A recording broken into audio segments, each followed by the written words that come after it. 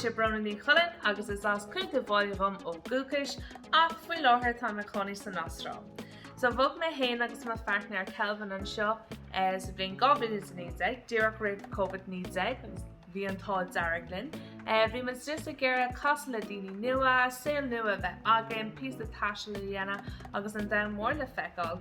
Tá an saol just ionach an seo san Astráil, tá sé réile agus tá sé an fella nach de aine tá san na fichití, san nósrá, san na trochatí, agus go háir de aine tá just a ggéire brise saol ón saol atá acu Somália an éireann, just tearmach an seo tá an targa go má, tá an aimseir go má, tá an stíl betha go má, agus tá chola hort aimseir má tá a ggéire sciol, tá an seo go Melbourne, má tá a ggéire léinte sira te, téús go Darwin, má tá a ggéire dul chuig an desert, te chuig Alice Springs. Tá just tá go lór rudí le feiceáil an termar fáil, tá go lór diversity an, tá go lór cultúr head difriúla.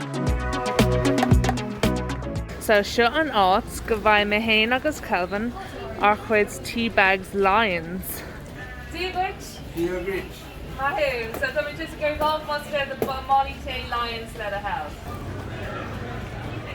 Seo Kelvin lena chuid Molly Tay. Aber díagrit Kelvin. Díagrit.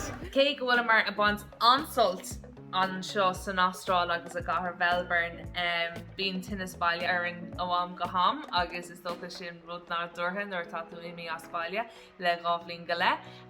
Bhí sé breithlam a bmháthair an deir seach na sichatsa agus bhí sé seaca agus bhí céúir a ionintach mór acu ar fád Somália agus bhí ar an caiileachar sin forir. Ach hiol mai cardboard coiseáis hockey agus bhí anspórt leis an cardboard coiseáis acu Somália.